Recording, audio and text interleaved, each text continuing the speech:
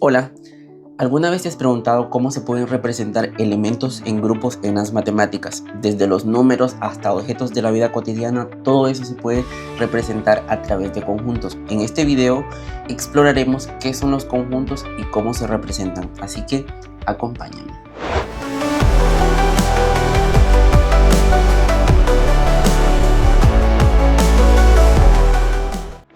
Para el desarrollo de esta clase estaremos estudiando lo que son los conjuntos y parte de la simbología utilizada en lo que son las matemáticas. Entonces, para ello pues vamos a iniciar con lo que es el contenido de la clase. Pues como tal tenemos los objetivos, el desarrollo de la clase, que va a ser conjuntos, y la simbología de operación y las conclusiones, ¿verdad? En este caso pues será una clase un poquito teórica, pero es de suma importancia porque uno de los grandes problemas que afrontan muchos estudiantes es desconocer la simbología utilizada. Entonces, como ya estamos entrando en este mundo de estudiar las matemáticas, pues vamos a conocer de esa simbología, de la cual estaremos utilizando en los próximos cursos.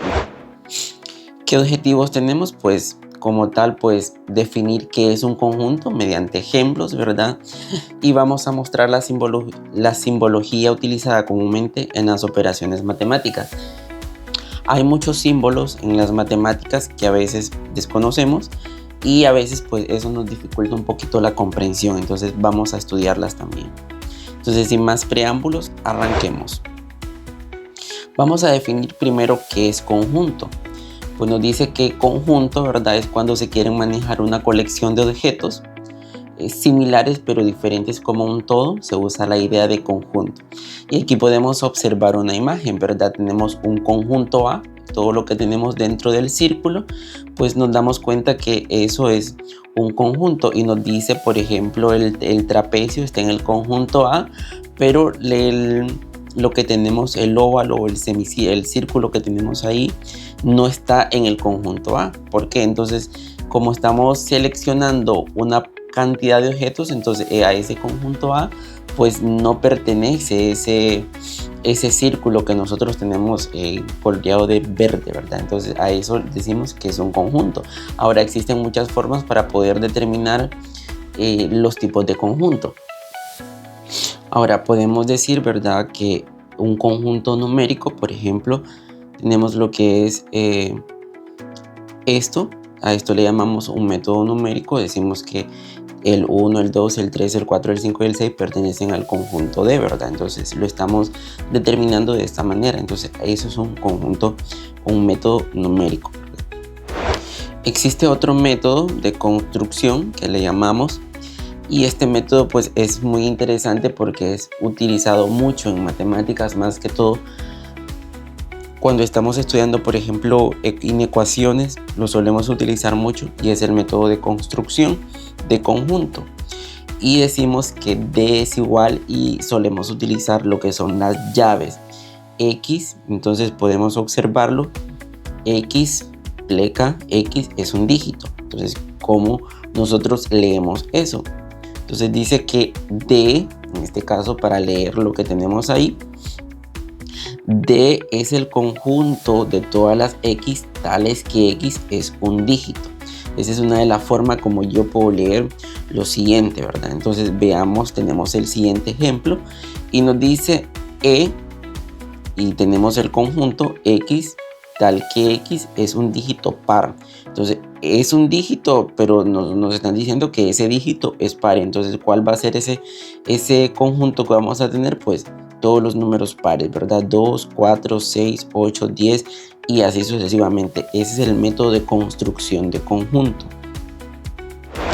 Otra cosa que nosotros tenemos que tener en cuenta son esta definición que nos dice: los elementos de un conjunto no están ordenados aunque vengan especificados como una lista. Por lo tanto, A, que es un conjunto, ¿verdad? 3, 1, 2, 5, 4.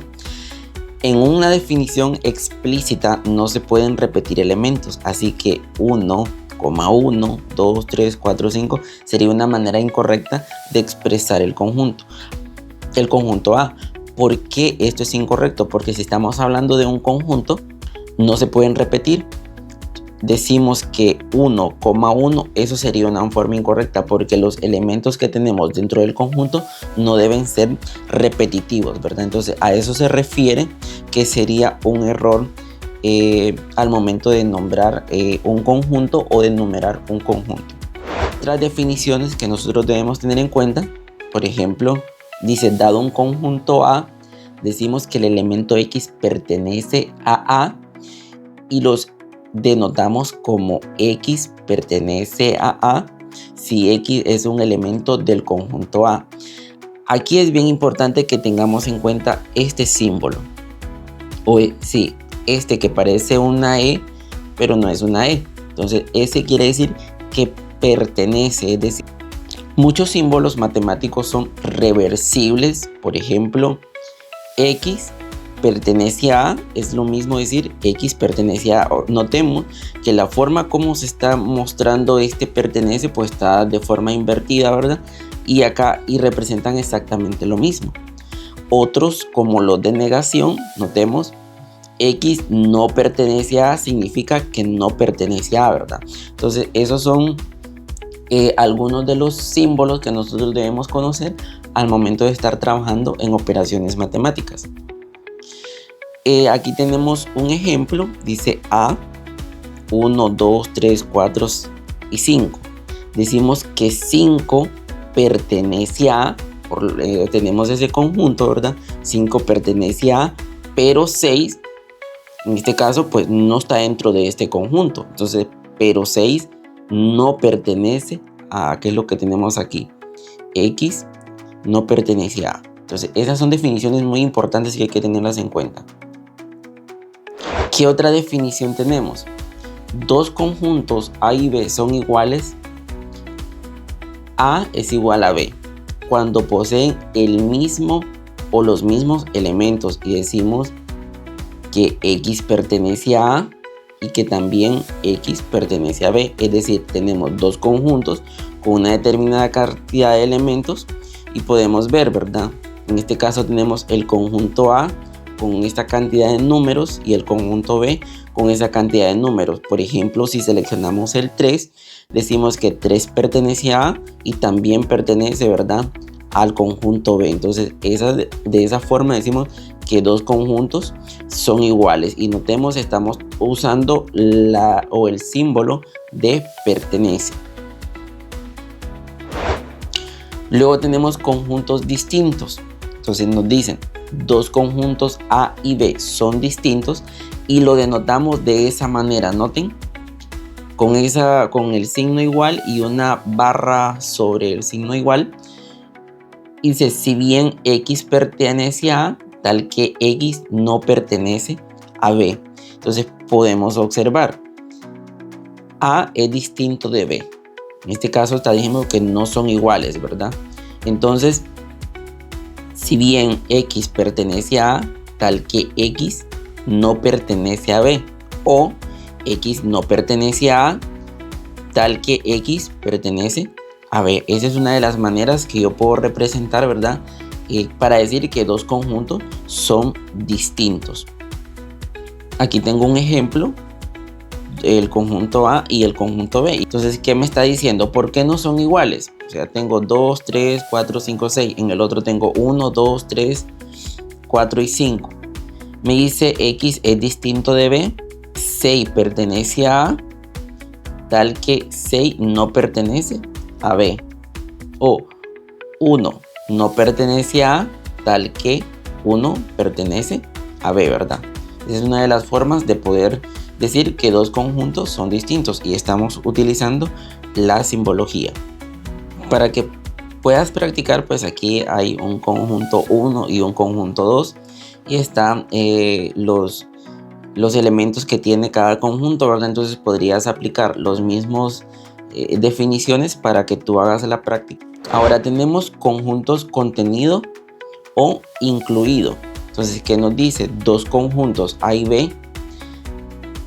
Decimos que A está contenido o incluido en B, o que A es un subconjunto de B. Se denota como A contenido en B, ¿verdad? Esta es la forma para decir que está contenido un subconjunto está contenido dentro de otro si todos los elementos de A pertenecen a B. Entonces, por ejemplo, X pertenece a A y también X pertenece a B, ¿verdad? Entonces, es decir, podemos observar, ¿verdad? Este diagrama, yo puedo tener elementos dentro del conjunto A, dentro del conjunto B y dentro del conjunto C. Puedo decir que yo tengo números 1, 2, 3 y en el conjunto A y en el conjunto C tengo 1, 2, 3, 4.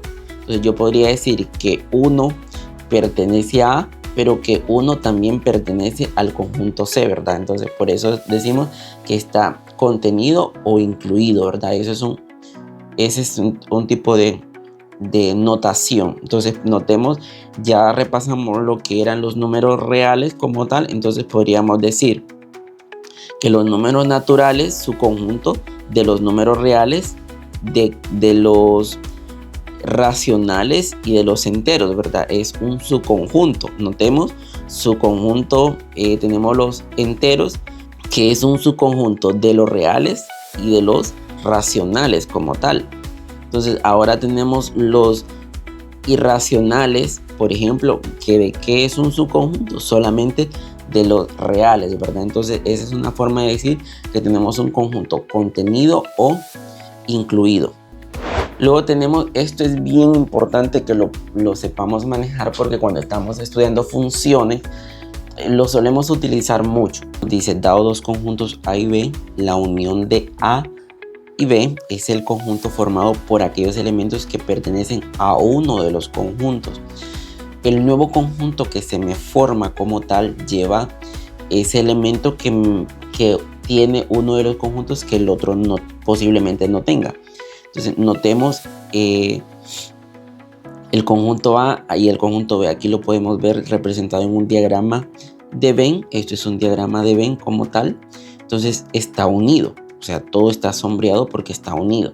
Entonces notemos el conjunto A y el conjunto B. Notemos el conjunto A es 1, 2, 3, 4, 5, 6 y 7. 2, 4, 6, 8, 10. La unión de esos dos conjuntos, ¿qué elementos tengo repetidos? Pues tengo, al momento de unir el nuevo conjunto, voy a tener 1, 2, 3, 4, 5, 6, 7, 8 y 10 en el nuevo conjunto, porque es la unión de los dos. Es pues probablemente el 2 y el 4 pues están repetidos. ¿Quiénes no están repetidos? El 7. Si nosotros notamos, el 7 se encuentra aquí, pero no se encuentra aquí. El 8 se encuentra aquí y el 10 también se encuentra aquí, pero no se encuentra aquí. Entonces al final todo el conjunto se me va a formar por todos los elementos, ¿verdad? Pero no se van a repetir, porque es lo que decíamos anteriormente, un conjunto no tiene elementos repetidos. Entonces a eso le llamamos, ¿verdad?, unión de conjuntos. Luego tenemos intercepción de conjuntos. También es importante, dice, dado dos conjuntos A y B, la intercepción de A, y lo denotamos con esta A interceptado con B, es el conjunto formado por aquellos elementos que pertenecen a ambos conjuntos. Y lo denotamos como A es intercepción B es igual a X, tal que X pertenece a A, pero también X pertenece a B, ¿verdad? Entonces notemos el diagrama, ¿verdad? Tenemos el conjunto A y el conjunto B y es elementos en común que los unen. Por ejemplo, tenemos 1, 2, 3, 4, 5 y acá tenemos 4, 5, 6 y 7. ¿Qué elementos tienen en común ellos? Pues tienen el 4 y el 5, ¿verdad? Es muy similar a lo de la unión, pero lo que los intercepta como tal en este caso es 4 y 5, que son iguales en ambos casos. Ahora tenemos la siguiente actividad y nos dice: si un grupo de estudiantes está inscrito en la clase de matemáticas y lo denotamos como M, y otros en la clase de física y lo denotamos como F, representados por, en el conjunto M tenemos a Ana, Luis, Carla, Pedro. En el conjunto F tenemos a Carla, Pedro, Juan y Sofía. Las preguntas que nos hacen es: quiénes están en ambas clases, quiénes solo estudian matemáticas y quiénes están en al menos una de las dos clases. Hasta lo que nos hemos enfocado son en los incisos A y C. Vamos a dejar el B, quizás no lo vamos a explicar muy a fondo, pero está dentro del problema. Entonces, observemos. Para la opción A tenemos que nos preguntan quiénes están en ambas clases. Recordemos que en matemáticas está Ana, Luis, Carla y Pedro. En física está Carla, Pedro, Juan y Sofía. Entonces, ¿quiénes están en ambas clases? Pues Carla y Pedro están en ambas clases. Entonces, esa va a ser intercepción, ¿verdad? Esto es como un ejemplo bastante claro para que podamos observar. M intersección F, Carla y Pedro están en ambas clases, ¿verdad? Luego, ¿quiénes están en al menos una de las dos clases? Como necesitamos la unión, esa sería la unión. Sería Ana, Luis, Carla, Pedro, Juan y Sofía. Todos están en la clase, ¿verdad? Ahora, ¿quiénes solo estudian matemáticas? Entonces podríamos decir que solo estudian matemáticas como tal, pues Ana y Luis, ¿verdad? Entonces, y lo denotamos con ese símbolo. De esa manera hemos respondido al problema aplicado. Luego aquí hay otra cantidad de problemas, de actividades que tú puedes desarrollar y puedes practicar. Por ejemplo, te dice responde las siguientes preguntas sobre los conjuntos A, B y C definidos como. Te da la cantidad de conjuntos, conjunto A, conjunto B y conjunto C. Te pide calcula el conjunto A unión B. Calcula el conjunto A intercepción B. Calcula el conjunto A intercepción B unión C. ¿Cuáles son los elementos de B intercepción C? Esa es una de las actividades que tú puedes hacer para practicar. Y acá hay otra. Es cierto que E pertenece a A, entonces tú lo vas a justificar. Es cierto que 7 no pertenece a C. Es cierto que A está contenido en B y es cierto que C está contenido en A. ¿Cuál es un subconjunto propio de A? Y así puedes ir practicando y vas a encontrar las respuestas en la presentación que va a estar habilitada y puedes ver cada una de las respuestas, ¿verdad? Eso es todo por este video, espero que les haya servido y nos vemos en la próxima clase. Chao, chao.